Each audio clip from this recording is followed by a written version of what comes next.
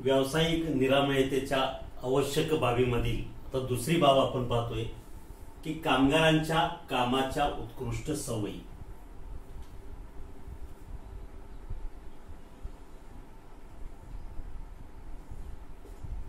तर कामगारांच्या कामाच्या ज्या उत्कृष्ट सवयी आहेत, या सवयी देखील निरामयतेवरती प्रभाव टाकतात.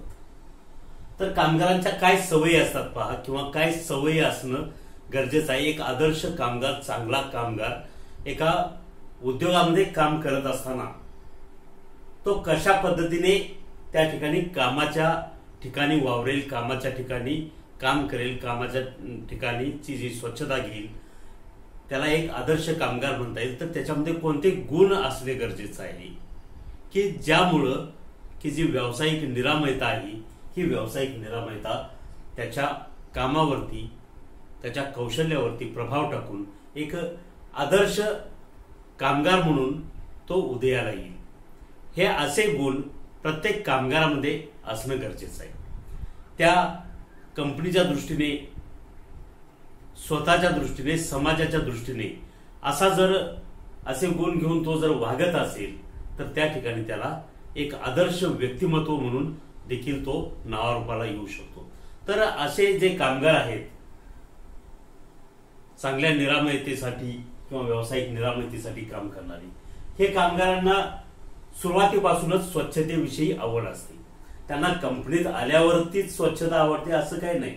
त्यांना घरी असताना किंवा परिसरात वावरताना, समाजामध्ये वावरताना, समाजामध्ये व्यवहार करताना त्यांना नेहमीच स्वच्छतेविषयी आवड असते. आणि ज्या व्यक्तीला स्वच्छतेविषयी आवड आहे ती व्यक्ती थोडा देखील कचरा असेल, थोडे देखील त्याला असं वेगळं वाटलं तर त्या ठिकाणी तो ताबडतोब स्वतःहून तो भाग स्वच्छ करणार. आणि त्यामुळं कामगारांच्या बाबतीत जर सांगायचं झालं तर कामगारांना या स्वच्छतेचा खूप फायदा होतो.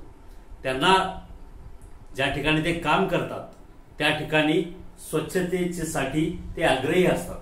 त्या ठिकाणी स्वच्छता ही असलीच पाहिजे. नसेल तर ती सगळे भाग स्वतः करून घेणार आणि नंतर कामाची जागा स्वच्छ केल्यानंतरच मग ते कामाला सुरुवात करणार. हा एक त्यांचा कामगारांचा चांगला गुण आपल्याला घेण्यासारखा आहे, किंवा चांगला गुण म्हणावा लागेल की कामगारांना स्वच्छतेविषयी आवड असणं गरजेचं आहे. कामाच्या जागेची स्वच्छता करून नीट नेटकेपणाने त्या ठिकाणी ते वावरणारे असतात. ज्या कामगाराला स्वच्छतेची आवड आहे त्या कामगाराला आल्याबरोबर त्याच्या मशीनची, त्या जागेची, त्याला देण्यात आलेल्या टूल्सची, साधनांची ते सगळे अगोदर स्वच्छता करून घ्या आणि त्यानंतरच कामाला सुरुवात करेल. म्हणजे नीट नेटकेपणा पाहिजे, स्वच्छता पाहिजे, त्याशिवाय तो त्या ठिकाणी चांगल्या प्रकारे काम करू शकत नाही. त्याला माहिती असतं जर मला काम केल्यानंतर जर समाधान पाहिजे असेल तर ते समाधान मिळण्यासाठी अगोदर स्वच्छता पाहिजे, नीटनेटकेपणा पाहिजे, कामाच्या ठिकाणी स्वच्छता पाहिजे, तरच आपण त्या ठिकाणी चांगल्या प्रकारे काम करू शकतो. आपलं काम संपल्यावर असा कामगार काय करतो, काम सुरू करताना जशी स्वच्छता करतो तसं काम संपल्यावर, आपली ड्युटी संपल्यावर पुढचा येणारा बघून घेईल म्हणून तो तसंच टाकून जात नाही. तर काम संपल्यावर तो सगळी स्वच्छता करतो. आपल्या कामामुळं जर त्या ठिकाणी काही कचरा झाला असेल तर तो कचरा तो उचलून व्यवस्थित डस्टबिन मध्ये टाकेल. पूर्ण त्या यंत्राची आणि त्याला जे काय त्याच्या जागा आहे ती कामाची, त्या जागेची पूर्ण स्वच्छता करूनच तो मग त्याची ड्युटी संपल्यावरती जाईल. जे काम सुरू करताना आणि काम संपल्यावर दोन्ही वेळी तो त्या ठिकाणी मशीन आणि ती जागा क्लीन करून घेईल. सर्व हत्यारे, साधने कामासाठी घेतल्यानंतर जी काय हत्यारे कामासाठी घेतलेली आहे, टूलकिट घेतलेला आहे, कच्चा माल घेतलेला आहे, तर तो उरलेला कच्चा माल, त्याचबरोबर साधनं किंवा हत्यारं जे आहेत त्यांचं काम झाल्यानंतर ज्या रॅकमधून घेतले होते त्या रॅकमध्ये ते सगळं साहित्य ठेवलं जातं. म्हणजे लगेच ज्या त्या रॅकमध्ये, ज्या त्या कपाटामध्ये किंवा टूलकिट असेल तर ते टूलकिट त्याच्या जागेवरती ठेवलं जातं सुरक्षितपणे. स्वतःच्या कामावर तो संपूर्ण लक्ष देतो. ज्याला कामाची आवड आहे, ज्याला स्वच्छतेची आवड आहे, कामापासून समाधान मिळावं असं वाटतं, आपण जास्तीत जास्त कार्यक्षमतेने काम करावं, जास्तीत जास्त उत्पादकता कशी होईल किंवा उत्पादकता वाढीसाठी जो काम करतो तो मन लावून किंवा लक्षपूर्वकच त्या ठिकाणी काम करत असतो. सुरक्षिततेला प्राधान्य देतो. सगळ्यात महत्वाचं म्हणजे काम करत असताना नुसतं सांगितलंय म्हणून तो काम करत नाही, तर पूर्णपणे सुरक्षिततेच्या साधनांचा वापर करून सुरक्षिततेच्या नियमांची अंमलबजावणी करून असा कामगार काम करतो. म्हणजे सुरक्षिततेला तो महत्व देतो. सुरक्षिततेला महत्व द्यायचं म्हटल्यानंतर सुरक्षेची काही नियमावली विभागामध्ये लावलेली आहे, त्या नियमावलीची पूर्णपणे अंमलबजावणी करणं हे तो काय करतो, स्वतःचं कर्तव्य मानतो आणि त्यानुसार तो कामकाज करत असतो. शिस्तबद्ध राहतो. वरिष्ठांची जी काय आज्ञा पाळतो. काम करत असताना शिस्तबद्धरित्या वरिष्ठांनी जो काय आदेश दिला आहे त्या आदेशाची काटेकोरपणे अंमलबजावणी करतो किंवा पालन करतो आणि त्यानुसार काम करतो. दिलेलं काम आवडीने, कुशलतेने आणि प्रामाणिकपणे करतो. जो एक आदर्श कामगार जो आहे हा आपल्यावरती सोपवलेलं काम त्या ठिकाणी लक्षपूर्वक तर तो करतोच, पण ते आपली आवड आहे, ते आपल्या आवडीनुसार काम दिलेलं आहे हे समजून तो काम करतो. प्रामाणिकपणे काम करतो.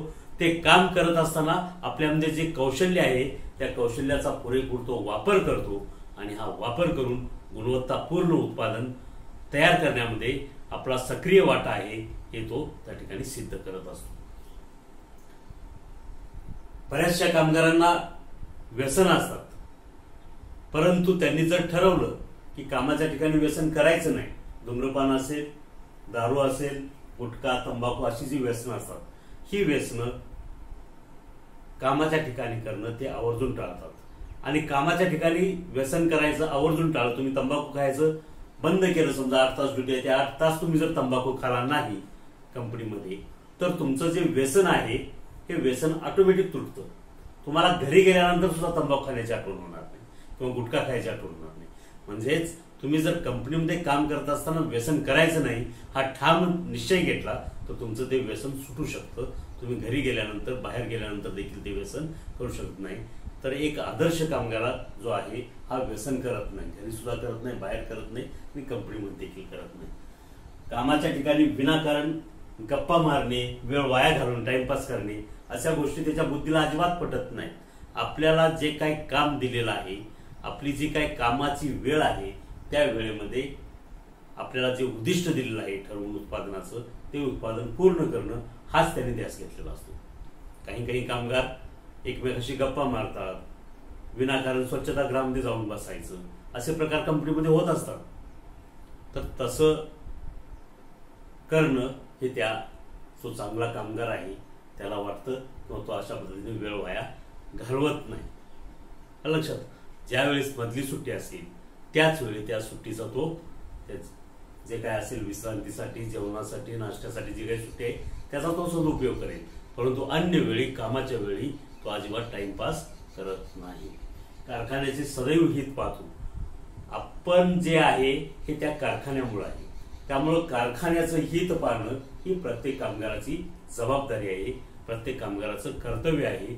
आपण ज्या ठिकाणी काम करतो, ज्या कामासाठी आपण पैसे घेतो, पगार घेतो, ते काम तेवढ्या क्षमतेने झालंच पाहिजे ही अशी जबाबदारी तो जो कामगार आहे हा कामगार चांगल्या प्रकारे त्या ठिकाणी त्या वेळेत काम करून कंपनीचं हित डोळ्यासमोर ठेवून त्या ठिकाणी काम करत असतो. सर्वांशी प्रेमाने आणि सहकार्याने वागतो. तुम्ही जर सगळ्या लोकांशी सहकार्य वृत्तीने किंवा प्रेमाने जर वागलात तर ते लोक देखील तुम्हाला सहकार्य करतील. पण तुम्ही जर त्यांच्याशी सहकार्याने वागलेत नाही, त्यांना काही सहकार्य केलं नाही इतरांना, तर तुम्हालाही सहकार्य मिळत नाही, तुमच्याशी ते नीट बोलणार नाहीत. त्यामुळं कामगारांनी एकमेकाशी प्रेमाने वागलं पाहिजे, सहकार्याने वागलं पाहिजे. कारण प्रत्येक कामगाराला एकमेकांची गरज असते. ज्यावेळेस तुमच्या काही पगाराविषयी मागण्या असतील, सुट्ट्याविषयी मागण्या असतील, तर त्यावेळी ते एकीचं बळ दाखवायचं असतं.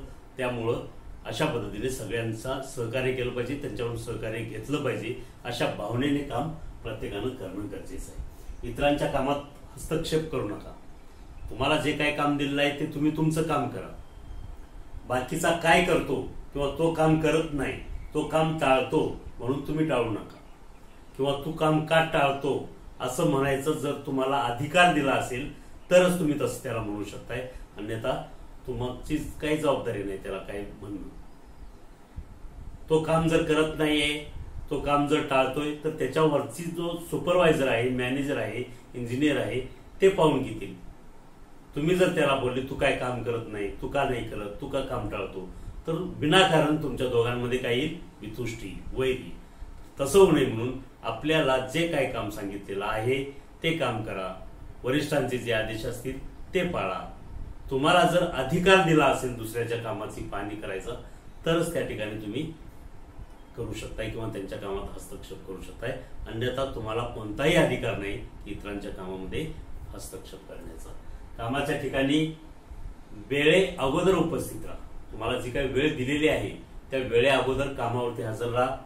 वेळ संपल्यानंतर जिथल्या तिथं सगळं साहित्य ठेवून, नीटनेटकेपणाने ठेवून वेळ संपल्यानंतर तुम्ही घरी जाऊ शकताय.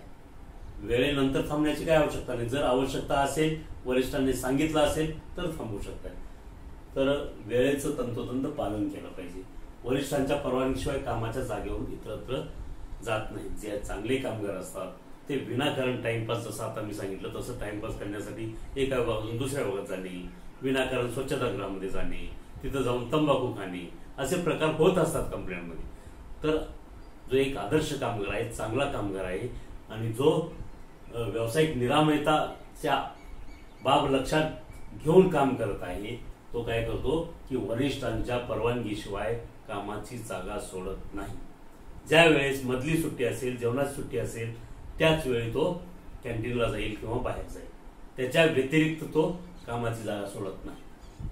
आपल्या जागेवरून तो इतरत्र जात नाही. तर अशा प्रकारे कामगारांच्या कामाच्या ह्या काय झाल्या उत्कृष्ट सवयी.